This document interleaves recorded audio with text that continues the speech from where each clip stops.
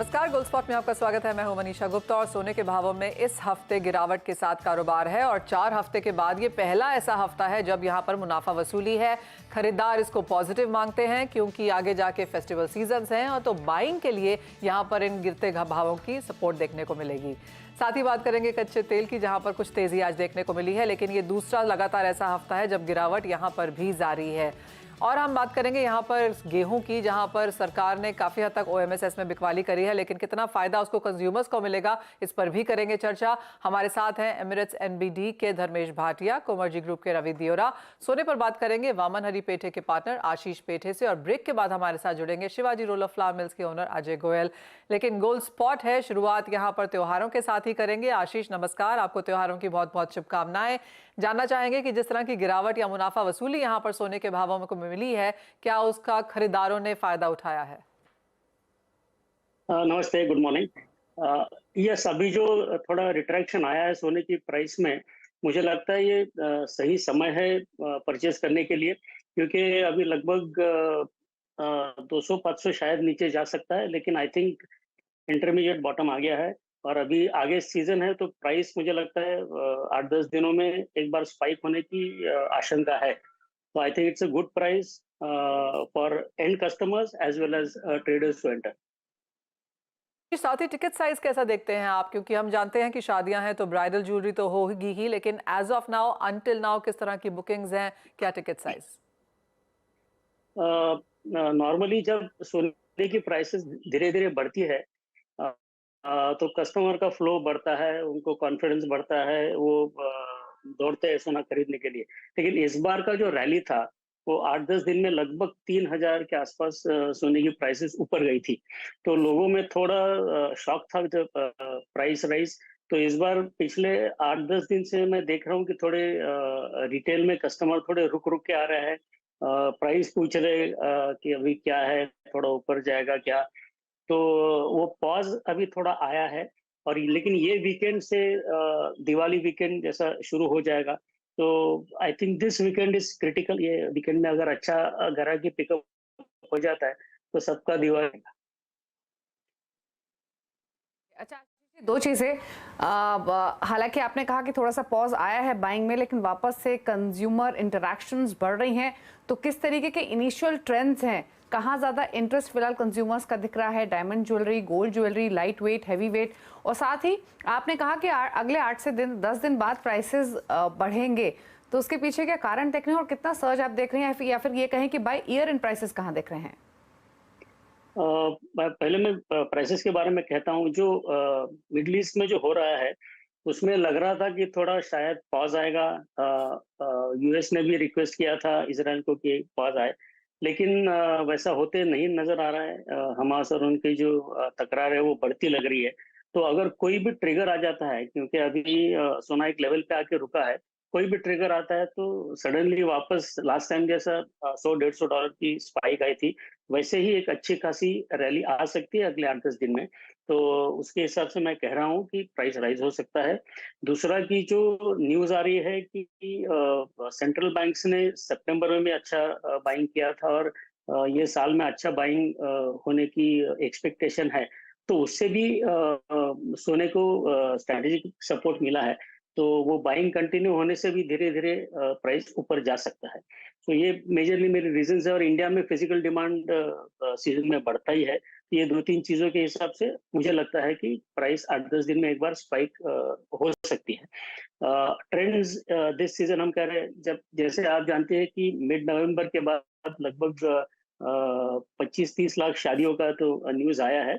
But yes, there is a substantially big wedding season ahead. तो लोगों की तैयारी शुरू हो गई थी, और जैसे मैंने कहा कि 8-10 दिन से या सीजन के शुरू में, जैसे जून जुलाई के आसपास लोगों ने रुके थे परचेसिंग के लिए। तो ये जब रुके हुए सब कस्टमर्स है, मुझे लगता है कि ये दिवाली में और दिवाली के बाद भी वो वापस मार्केट में आएंगे, क्योंकि वेडिंग कॉन्स्टिट्यूट्स लगभग 60-70% मार्केट का सेल का कॉन्स्टिट्यूशन होता है। तो उसके हिसाब से मार्केट आगे अच्छा जाएगा, ऐसा मुझे लगता है। आशीष, साथ ही अगर फिजिकल खरीदारी की ही बात करें तो कितना इन्वेस्टमेंट है, कितना प्योर गोल्ड है? क्योंकि हम जानते हैं जब लोग प्योर गोल्ड की ज्वेलरी लेते हैं तो कहीं ना कहीं इन्वेस्टमेंट उनके माइंड पे होता है, तो उस तरह का अभी भी क्या स्ट्रॉन्ग चलन है? और दूसरा, एक्सचेंज नंबर्स किस तरह के हैं? ज्वेलरी में प्योर या इन्वेस्टमेंट डिमांड पिछले 1 महीने से मैं थोड़ा अपटिक देख रहा हूँ, क्योंकि जब प्राइस 56,500 गया था, मैं बहुत बार ये कह चुका हूँ कि रिटेल कस्टमर सबसे स्मार्ट और इंटेलिजेंट रहता है। तो रिटेल कस्टमर में इन्वेस्टमेंट डिमांड 56-57 के रेंज में अच्छी खासी दिखी थी, और दैट हैज बीन कंटिन्यूइंग। अभी इवन 60-61 के रेंज में इन्वेस्टमेंट डिमांड जो नीचे आके 5-7% तक आ गई थी, वापस 15% तक इन्वेस्टमेंट डिमांड पिछले 15-20 दिनों में मैंने देखा है। और जो ओल्ड गोल्ड एक्सचेंज का हर बार हम देखते हैं कि प्राइस ऊपर जाता है तो ओल्ड गोल्ड या एक्सचेंज का परसेंटेज ऊपर जाता है, लेकिन इस बार वैसा मैंने डिस्टिंक्टली ऊपर जाते हुए नहीं देखा है। जो 30-35% का एवरेज ओल्ड गोल्ड एक्सचेंज का रेशियो रहता है, तो इस बार मुझे उतना ही दिख रहा है, क्योंकि प्राइस ऊपर जाने के बाद नॉर्मली वो 40% तक भी जाता है कभी कभी, लेकिन अभी 30-35 के बीच में है। आई नो कि हम सभी यहाँ पर सोना खरीदने वाले हैं और हमारे दर्शक भी लेने के लिए उतरेंगे यहाँ पर, तो आप क्योंकि इस मार्केट से हैं और कई सालों से हैं, शुरुआत से हैं, आप क्या वो एक चीज देखते हैं जब आप सोना लेते हैं? नॉर्मल लोग कहते हैं कि जहाँ फसल होती है वहाँ बिकती नहीं है, लेकिन our family is also likes go. तो हम लोग तो बिजनेस के लिए लेते तो नहीं, लेकिन नॉर्मली जो हमारे कस्टमर्स है उनके दो फैक्टर्स नॉर्मली होते हैं सोना लेने के लिए। फर्स्ट इंपॉर्टेंट फैक्टर्स जो नॉर्मल मिडिल क्लास या कोई भी देखता है सोने में, कि it is an insurance in terms of calamity. जैसे हम वर्ल्ड में भी कहते हैं कि नेगेटिव न्यूज पे गोल्ड ऊपर जाता है, वैसे ही कोई नेगेटिव न्यूज या कोई कैलेमिटी के लिए लोग इंश्योरेंस की तरीके देखते हैं। और दूसरा, रेगुलरली थोड़ा थोड़ा सोना लेते हैं लोग, तो वो ये मानते हैं कि it's a part of saving. Normal routine में हम लोग पैसा, लोग डिस्पोजेबल इनकम इतना ज्यादा नहीं रहता है, तो वो पैसा सेव नहीं कर सकते, लेकिन बाइंग गोल्ड वो उनके दिमाग में it's a part of their saving plan also, and long term के लिए इन्वेस्टमेंट। ये 2-3 चीजें ध्यान में रखते लोग लेते हैं। लेकिन जो गृहिणियां होती है, जो लेडीज खरीदने आते हैं, उनके लिए focus is only design, design and design. Okay okay, चलिए, तो इन्वेस्टमेंट बाइंग भी हो रही है और साथ ही साथ फिजिकल बाइंग इंटरेस्ट के हिसाब से, शौक के हिसाब से भी फीमेल्स कर रही हैं और एक्सपेक्ट ये कर रहे हैं कि अगले दिवाली तक एटलीस्ट जो सीज़न है बाइंग का वो और बेहतर होने की उम्मीद है। शुक्रिया आशीष जी आने के लिए शो में, अपने व्यूज़ देने के लिए, और हैप्पी फेस्टिविटीज़ आपको एक बार फिर से। धर्मेश भाटिया भी हमारे साथ मौजूद हैं। धर्मेश नमस्कार, स्वागत है आपका। आपने, आपकी फैमिली ने धर्मेश को ज्वेलरी बाइंग शुरू की इस दिवाली सीजन या फिर नहीं, और साथ ही क्या व्यू प्राइसेस पर? डेफिनेटली ऑलरेडी मेरी बीबी ने स्टार्ट कर लिया है बाइंग करने का, और मैं एक्सपेक्ट करता हूँ कि जो तेजी है वो बरकरार रहेगी। बट मैं बहरहाल मैं हर महीने अपने पोर्शन के, सैलरी के पोर्शन के 5% में सोना खरीदता हूँ, और ये सालों साल, ऑलमोस्ट 20 साल से चल रहा है, और मैं ये कंटिन्यू रखूंगा as a safe haven buying. अगर आप फंडामेंटली देखें तो तेजी यहाँ पे अभी भी, मैं ज्वेलरी, या तो बीबी ज्वेलरी लेती है या तो बिस्किट्स, दोनों में से एक ही ऑप्शन है। ओके अगर आप लॉन्ग टर्म देखें तो लॉन्ग टर्म में तो डेफिनेटली इसमें तेजी है, मैं काफी बुलिश हूँ इसमें। नेक्स्ट ईयर 2024 तो मैं काफी स्पेसिफिकली काफी बुलिश हूँ, क्योंकि एक तो रेट्स यू टर्न लेना स्टार्ट कर देंगे, और दूसरी बात है इलेक्शन है, रूपी इसमें काफी बड़ा योगदान होगा। मैं एक्सपेक्ट करता हूँ कि रूपी नेक्स्ट ईयर काफी डिप्रिशिएट हो सकती है, क्योंकि इलेक्शन के टाइम यूजुअली वोलेटिलिटी सबसे ज्यादा होती है। तो ये टाइम पे आप देखिए एमसीएक्स में सोना मेरे हिसाब से 63-64,000 भी जाने की गुंजाइश है। तो short to medium term definitely मैं रेकमेंड करूंगा, बाइंग करने की सलाह दूंगा। 61,000 का तो इमीडिएट टारगेट है जो मार्केट छू चुका है एक बार, और मैं एक्सपेक्ट करता हूँ कि ये लेवल्स ब्रेक करेंगी। और दूसरी बात, अगर मार्केट में 2,000 का स्तर कंटिन्यू रहा और साल का अंतराल तक ये ऊपर क्लोज होता है, तो टेक्निकली यहाँ पे एटलीस्ट $200 से $300 की रैली आपको देखने मिल सकती है। तो मैं निवेशकों को रेकमेंड करूंगा अपने पोर्टफोलियो का जो अगर 5% है तो उसे इंक्रीज करके आप 10% करिए, क्योंकि ये आपको काफी अच्छा फायदे का सौदा दे सकता है नेक्स्ट ईयर में। रवि, आपसे भी जानना चाहेंगे, आप सोना कैसे खरीदते हैं और आपको क्या लगता है आने वाले समय में प्राइसेस कहां जा सकते हैं? अगर कोई दिवाली पे सोना खरीद रहा है तो अगली दिवाली तक किस तरह के प्रॉफिट पे बैठना चाहेंगे? फर्स्ट क्वेश्चन काफी डिफिकल्ट था, and smart answer I think Dharmesh ने दिया। But gold always on demand ही बाय होता है, प्राइस कोई कैलकुलेशन का मेथड ही नहीं। जब भी मीन्स के घर से डिमांड आते हैं तब बाय करना पड़ता है। बट यस, हमारे वहाँ पे तो वैसे भी मीन्स के मैं जो कम्युनिटी से आता हूँ, हमारे शादियों में इतना सोना ले लेते हैं कि पूरे लाइफ लेने की जरूरत होती नहीं। तो इस हिसाब से ज्यादातर हम फेस्टिविटी पे मेरी 2 बेटियां हैं, तो इसके लिए मैं काफी टाइम परचेस करता हूँ, क्योंकि वो शुभ भी माना जाता है और एक सेविंग भी है हमारे लिए। मीन्स के ये इंडियन कल्चर है, तो आई थिंक ये कल्चर में हम प्राइस कम देखते हैं। एंड पर्टिकुलर अगर प्राइस की बात करें तो जैसे धर्मेश बात कर रहे थे, आई थिंक गोल्ड में प्राइस नॉर्थवर्ड डायरेक्शन में है। हाँ, चाइना का सेंट्रल बैंक है, बहुत एग्रेसिव है। अगर ये क्वार्टर के डेटा देखे तो चाइना ने काफी बड़े एक्यूमुलेट किया है। एंड जो भी बड़े सेंट्रल बैंकर है जिसके पास अभी लिक्विडिटी की पोजीशन है, वो अभी गोल्ड को पसंद कर रहे हैं। पर्टिकुलर से फेवर डिमांड भी है, और आगे यूएस इलेक्शन है, इंडिया इलेक्शन है, थोड़ा जियोपॉलिटिकल टेंशन पे थोड़ा ईज हुआ है, इसका रिस्क कम हुआ है। बट आगे जाके और कई डेवलपमेंट्स है जो आई थिंक शायद आ भी सकते। तो मुझे लग रहा है कि गोल्ड में नॉर्थवर्ड डायरेक्शन की तेजी जारी रहेगी। एक पॉजिटिव चीज है, नियर फेस्टिविटी प्राइसेस नीचे आए, 60,800 का लेवल में सही मान रहा हूँ। अगर ट्रेडिंग के लिए या थोड़ा शॉर्ट टर्म के लिए बाय करना है तो वहां पे बाय कर लेना है। 60,500 का स्टॉप लॉस आपको एक हफ्ते में 61,200 से 61,500 तक के लेवल दिखने चाहिए। चलिए, तो ये तो बात हुई गोल्ड की। फटाफट से एनर्जी पैक पर भी राय ले लेते हैं। धर्मेश, क्या व्यू कच्चे तेल पर? यहाँ हमने एक प्रॉफिट टेकिंग के बाद थोड़ा सा प्राइसेस वापस रिबाउंड हो रहे हैं, क्या सजेशंस और क्या स्ट्रैटेजी इस तरह से? देखिए, कच्चे तेल की बात करें तो कच्चे तेल में काफी अच्छा गोता लगा है। प्राइस ऑलमोस्ट $90 से $61 पे लेवल पे आके टिका हुआ है। डोमेस्टिक मार्केट की बात करें तो प्राइस में फ्लैटिश टू प्लस पॉजिटिव कारोबार चल रहा है, बट ये एक टेम्पररी पुल बैक रैली है। मैं सलाह नहीं दूंगा यहाँ पे बाय करने की। नो डाउट ठंडी का माहौल है, हाईएस्ट वॉलेटिलिटी आनी चाहिए, बट मार्केट में डिमांड एज सच है नहीं। जो भी रैली देखने मिलती है वो सप्लाई कंस्ट्रेंट के कारण है और जियोपॉलिटिकल टेंशन के कारण है। इमीडिएटली मैं रेकमेंड करूंगा कि 6,900 के लेवल पे आप यहाँ पे बिकवाली करके चल सकते हैं। 7,000 का स्टॉप लॉस मेंटेन करिए। डाउन साइड यहाँ पे एक्सपेक्ट करिए कि प्राइस यहाँ से 6,700 से लेकर 6,600 तक के लेवल आपको फिर से दिखा सकता है। तो मैं बाय करने की सलाह नहीं दूंगा। स्पेकुलेटिव राइज पे आप यहाँ पे बिकवाली करके चल सकते हैं। क्यों यहाँ पर कच्चे तेल पे आता हुआ, लेकिन मेटल्स पे ध्यान देना चाहिए, क्योंकि इवन एज सोना और कच्चा तेल इस हफ्ते के लिए नेगेटिव क्लोज होने वाले हैं। मेटल्स में यहाँ पर तेजी बरकरार है। कोई टॉप पिक यहाँ पर कैसे देखते हैं आप धर्मेश? मेरी टॉप पिक यहाँ पे जिंक में रहेगी, क्योंकि जिंक एक ऐसी कमोडिटी है जो 300 से 200 पे आके टिकी हुई है और यहाँ से काफी एक स्टेबल मूव है। कॉपर भी देखे तो 700 के स्तर पे कंटिन्यूसली होल्ड कर रहा है। तो अगर रिकवरी आती है तो सबसे ज्यादा रिकवरी आपको जिंक में देखने मिल सकती है। मैं सलाह दूंगा कि आप करंट लेवल पे या 220 के स्तर पे भी यहाँ पे बाय करके चल सकते हैं। पोजिशनली 215 का स्टॉप लॉस रखिए। अपसाइड यहाँ से 240 250 के स्तर देखने मिल सकता है। ये ऐसी कमोडिटी है जब चलने चालू करती है तो धीरे धीरे बट स्लो एंड स्टेडली आपको अच्छा रिटर्न दे सकती है। मैं रेकमेंड करूंगा कि आप second month third month contract में रखिए। रोल ओवर कॉस्ट ज्यादा नहीं लगेगा आपको, बट आप होल्डिंग कैपेसिटी इसमें होनी चाहिए। आपको ट्रेड पिक करेंगे बेस मेटल से? बेस मेटल से मुझे भी जिंक पसंद है। जिंक में 220 का लेवल प्रोटेक्ट किया है। आई थिंक इसी स्टॉप लॉस के साथ बाय करें। आपके टारगेट में इंट्राडे के लिए 227 का एक्सपेक्ट कर रहा हूँ। 1 से 2 ट्रेडिंग सेशन शायद रुकना पड़े। एंड एल्यूमिनियम पे मुझे लग रहा है कि काफी अच्छी स्टेबिलिटी आ रही है। उसमें भी एल्यूमिनियम इन्वेंटरीज भी एक कंफर्ट लेवल पे है, तो एल्यूमिनियम बाय करें with a stop loss of 204। 210 तक के लेवल की मैं उम्मीद वहां से कर रहा हूँ। तो एल्यूमिनियम एंड जिंक, ये दोनों कमोडिटीज में मुझे लग रहा है कि यहाँ पे शॉर्ट कवरिंग का मुँह जारी रह सकता है। ओके, चलिए, तो ये स्ट्रैटेजीज मिली आपको बेस मेटल्स पर, स्पेशली जिंक और एल्यूमिनियम पर। चलिए, रुक रहे हैं इसी के साथ एक ब्रेक के लिए। धर्मेश, शुक्रिया आपका आने के लिए और अपनी स्ट्रैटेजी शेयर करने के लिए। ब्रेक के साथ फोकस करेंगे एग्री कमोडिटीज पर, साथ साथ बात करेंगे व्हीट की। एक ब्रेक के बाद फिर वापस आते हैं।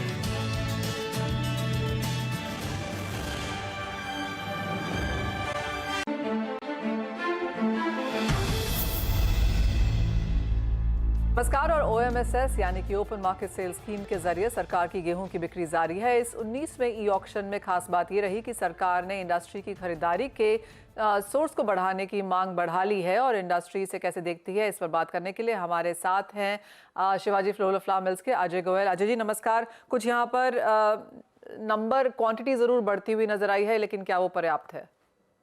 बिल्कुल पर्याप्त नहीं है। और इन्होंने क्या किया है कि बिडर की क्वांटिटी तो डबल कर दी है 100 टन से 200 ton, whereas overall allocation जो है वो केवल 50% बढ़ाया है। तो 2 लाख से लेके 3 लाख इस सप्ताह में हुआ था।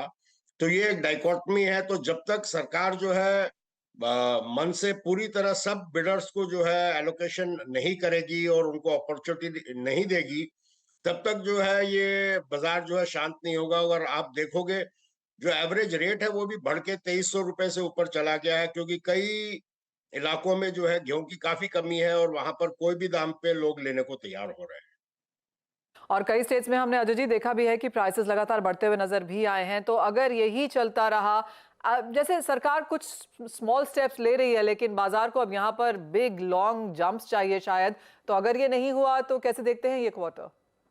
नहीं, सरकार को ऐसे लग रहा है कि अब 5 महीने और निकालने हैं और जो अभी हाथ में जो है 7-8 मिलियन टन है उसको कैसे इवनली स्प्रेड आउट किया जाए। लेकिन सवाल यह है कि जब डिमांड रहती है मार्केट में तो उसे मीट कौन करेगा? अगर सरकार नहीं करेगी आज की तारीख में, तो ओपन मार्केट तो जो है इस डिमांड को मीट कर ही नहीं पा रहा है। तो सरकार को थोड़ा सा एलोकेशन और बढ़ा लेना चाहिए। अभी जो करीबन 3 लाख टन है, कम से कम उसे 4 लाख टन कर देना चाहिए सरकार को। उससे जो है काफी फर्क पड़ेगा। अच्छा अजय जी, फिर एक फिलहाल की स्थिति को देखते हुए या फिर जो भी डिसीजन सो फार लिए गए हैं उसको देखते हुए फिर प्राइसेस को लेकर क्या व्यू बन रहा है? ऑल्दो अगर हम ई ऑक्शन के भी एवरेज सेलिंग प्राइस देखें तो वो मोर और लेस स्टेबल ही रहा है, बट यहाँ से क्योंकि फेस्टिविटीज भी हैं आगे, क्या ट्रेंड रह सकता है प्राइसेस का मार्केट में? तो देखिए, अभी एवरी फ्राइडे जो है न्यूज आती है सरकार ने कितना एलोकेट किया है। तो जब तक जो है इस फ्राइडे अगर एलोकेशन थोड़ा बढ़ के आता है तो मार्केट थोड़ा सा शांत रहेगा, नहीं तो वॉलेटाइल रहेगा। अगर सेम क्वांटिटी वापस गवर्नमेंट जो है एलोकेट करती है 3 लाख टन, तो उसकी जगह अगर 4 लाख टन नहीं करती है तो हो सकता है 20-25-30 रुपए का स्पर्ट आ जाए आज और मंडे के बीच। एक फाइनल सवाल अजय जी, जैसे आपने कहा अभी 4-5 महीने सरकार को और यहाँ पर निकालने हैं, लेकिन डिमांड अब यहाँ पर है। अगर सरकार इसी तरह से अगले 4 महीने भी निकालती है दे देकर, तो भी आपको लगता है प्राइसेस फिर रहेंगे? क्योंकि हमें पता है ये बाजार में आएगा। और दूसरा ये कहीं ना कहीं आप कहेंगे इंडस्ट्री भी कॉशियस है, क्योंकि पता है कि सरकार की नजर है प्राइसेस पर।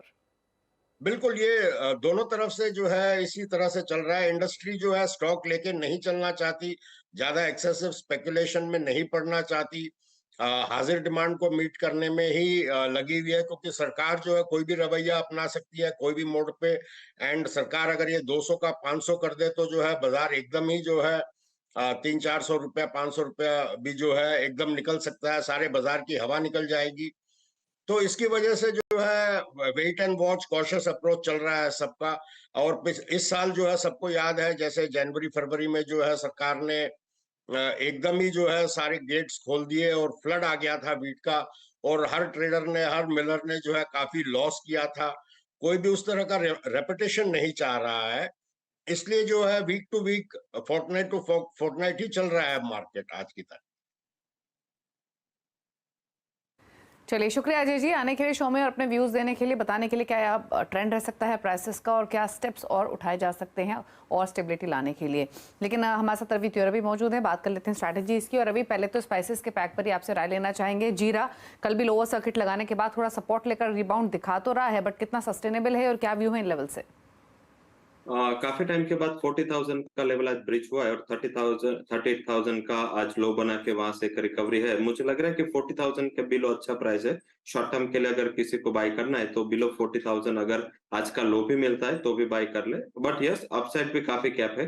44,200 का काफी अहम रेजिस्टेंस है, उसके बियॉन्ड नहीं लग रहा। अगर स्पाइसेस पैक में जाना है तो धनिया एक बेटर ऑप्शन है, धनिया में बाय करें। 7380 के करीब 7300 के स्टॉप लॉस के साथ नए कॉन्ट्रैक्ट को बाय करना है और टारगेट रहेगा वहां पे 7600 का। तो स्पाइसेस के पैक में कोरिएंडर में खरीदारी की सलाह है। जीरे में ट्रेड लेना है तो ऑन डिप्स ले सकते हैं, लेकिन अपसाइड भी लिमिटेड ही रहेगी। 44,000 मैक्स फिलहाल लेवल्स रवि देख रहे हैं जीरे पर। चलिए, शुक्रिया रवि आने के लिए और अपने व्यू स्ट्रैटेजी शेयर करने के लिए। Thank you so much. इसी के साथ एक ब्रेक का वक्त हो गया। मुझे मनीषा जी को दीजिए इजाजत। ब्रेक के बाद अब देखिए वायदा मार्केट का एक्शन फ्यूचर एक्सप्रेस में। नमस्कार।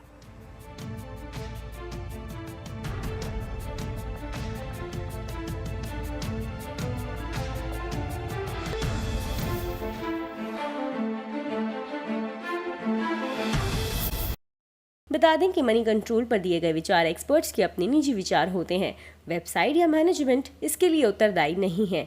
यूजर्स को मनी कंट्रोल की सलाह है कि कोई भी निवेश निर्णय लेने से पहले सर्टिफाइड एक्सपर्ट की सलाह लें।